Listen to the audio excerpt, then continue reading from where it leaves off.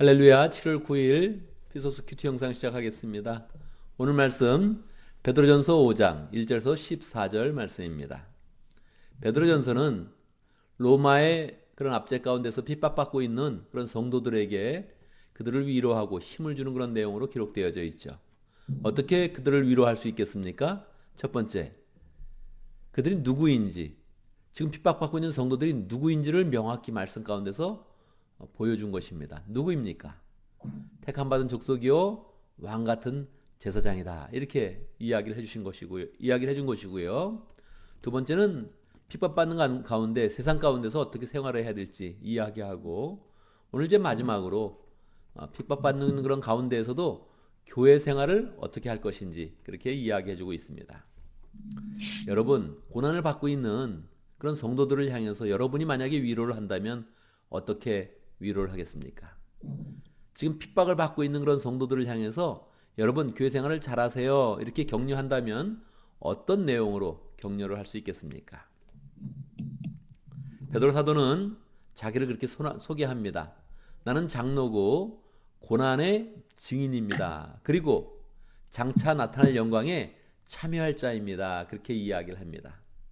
베드로도 이미 많은 고생을 하였고 베드로도 동일하게 고난을 받고 있지 않습니까? 심지어는 베드로는 순교받을 것도 그렇게 결단하면서 로마에 지금 있는 것입니다. 그러니까 누구보다도 강력하게 고난의 증인으로서 이야기하고 또 자기를 장로로서 소개합니다.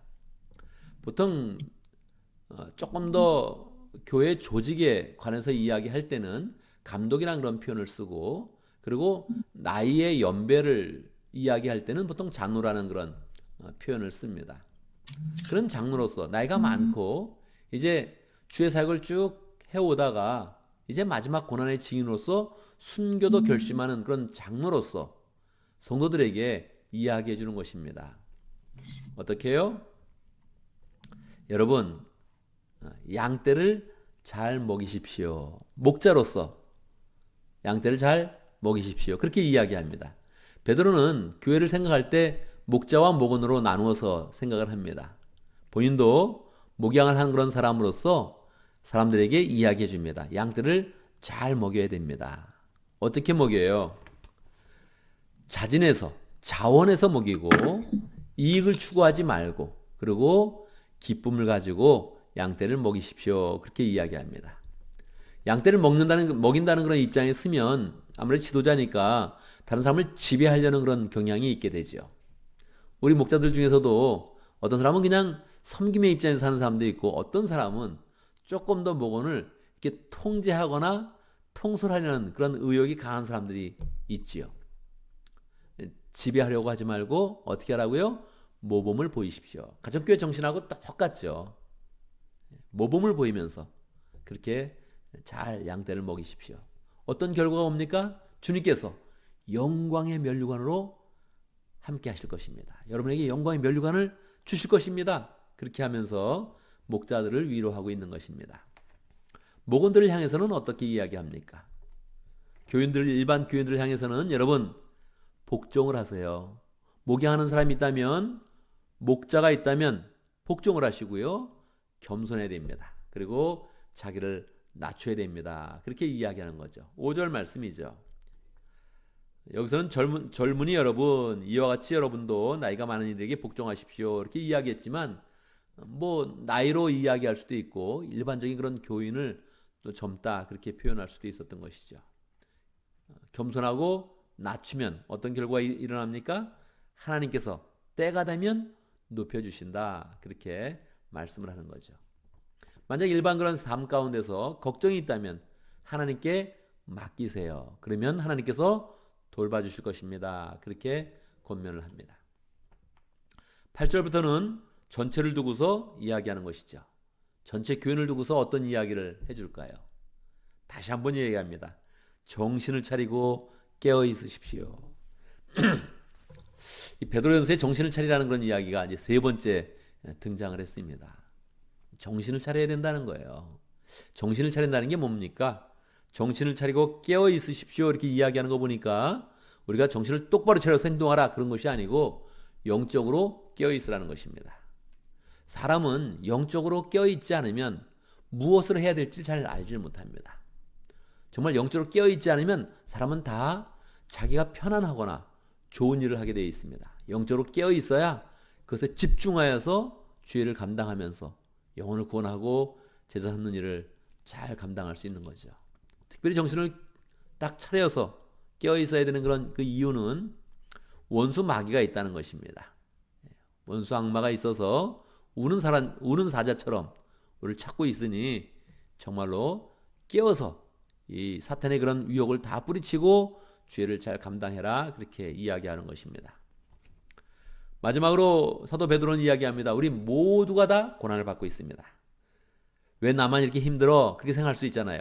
사도 베드로가 먼저 자신이 고난받고 있다고 이야기하고 더 많은 그런 고난을 받아서 고난의 아예 증인이라고 이야기하면서 모두가 고난을 받고 있지만 이것이 잠시 잠깐 고난을 받다가 지나간다. 뭐 고난을 당하는 사람들은 시간이 길 수 있겠지만 하나님의 그런 시간으로 보면 굉장히 잠시죠. 잠시 고난을 받으면 하나님께서 그것을 지나가게 해주시면서 우리를 온전하게 해주시고 굳게 해주시고 강하게 해주시고 그리고 우리를 더 튼튼하게 만들어 줄 것이다. 그렇게 이야기를 하죠. 12절부터는 마지막 인사입니다. 저는 인사말이 나올 때마다 제일 집중하는 그런 부분은 사람에 대한 것입니다. 누구를 향해서 인사할까? 누구와 함께 인사할까? 이 사람에 대해서 나올 때 제 마음이 설레기도 하고 야, 이런 사람이 함께 있었구나, 이런 생각을 갖게 되죠. 오늘은 두 사람이 나오는데 내가 신실한 형제로 여기는 실로아노, 이것은 라틴 당시 로마식 이름으로 실로아노 이렇게 부른 것이고 일반 이름은 실라 이렇게 되어 있습니다. 실라는 예루살렘 지도자였는데 바울과 함께 2차 전도 여행 때부터 함께 전도해서 3차 전도 여행까지 갔고 그리고 로마에까지 같이 갔던 그런 사람입니다. 바울의 동역자였는데 바울이 전도 여행을 할 때 이게 몇 년 동안 걸린 것이니까 뭐 거의 한 10년 정도 될 것 같은데 그렇게 오랜 세월 동안 바울과 함께 사역을 했는데 지금 이 실로아노가 베드로를 만나가지고 베드로 전서를 대신 써주고 있는 거예요. 얼마나 놀랍습니까? 베드로와 바울의 그런 사역이 중간에 잘 연결되어서 연합되었다는 것을 알 수 있죠. 또 분명하게 이것을 알 수 있는 것은 13절 여러분과 함께 택하심을 받은 바벨론에 있는 자매교회와 나의 아들 마가가 여러분에게 문안합니다. 그렇게 나와 있어요. 나의 아들 마가. 전통적으로 마가는 베드로의 영적 아들이요 영적 수제자입니다. 그래서 마가복음은 보통 베드로 복음이라고 이야기하죠. 마가는 예수님을 직접 만나기는 했지만 예수님의 그런 제자 그룹에 있지는 않았습니다. 좀 더 나이가 어렸던 것이죠. 그래서 나중에 베드로에게 그 복음의 내용을 다 들으면서 마가가 마가복음을 기록을 한 것입니다. 그래서 마가복음이 베드로 복음이다 그렇게 이야기를 하죠. 그런데 이 마가는 부자였던 거예요. 그래서 예수님이 부활하신 후에 사도들이 모였을 때 마가의 다락방에서 120명의 성도들이 모였다 그렇게 이야기하지 않습니까? 그래서 마가의 다락방에 함께 모였던 거예요. 그런데 제가 예루살렘에 가보니까 이 마가의 다락방에서 모였던 그 장소가 바로 예수님이 마지막 만찬을 했던 그런 장소더라고요.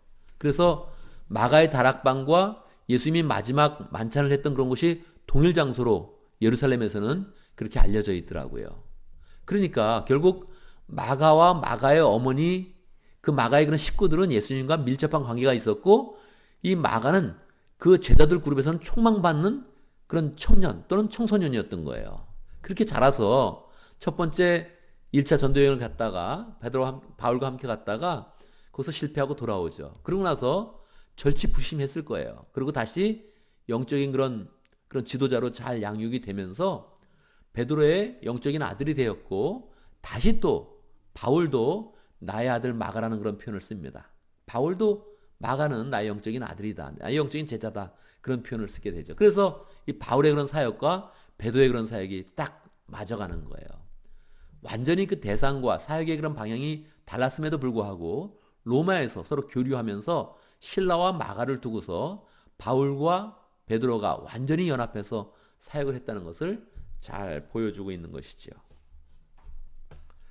마지막으로 인사합니다. 여러분도 사랑의 입맞춤으로 서로 문안하십시오. 그리스도 안에 있는 여러분 모두에게 평화가 있기를 바랍니다. 보통 일반적으로는 평강이 있을지어다 그렇게 이야기하는데 세 번역에서는 다 이걸 평화, 일반 사람들이 쓰는 그런 그 용어로 평화라는 그런 그 단어로 이제 바꾸게 되었습니다. 그래서 마지막으로 인사하면서 베드로전서를 마치게 됩니다. 오늘 베드로는 이 교회를 향해서 쓸 때 딱 목자 그룹에게 양떼를 잘 먹일 수 있도록 그렇게 권면을 하고, 그리고 그들에게 잘 모범이 되는 그런 삶을 통해서 양떼를 그렇게 잘 양육을 해라 그렇게 이야기하고, 목원 그룹에게는 잘 복종하면서 순종하면서 겸손하게 낮아짐을 택해라, 그러면 하나님께서 높아주신다 이렇게 권면을 하고 있습니다. 그리고 다 같이 정신을 차리고 영적으로 깨어 있어야 된다 그렇게 이야기를 하는 것이죠.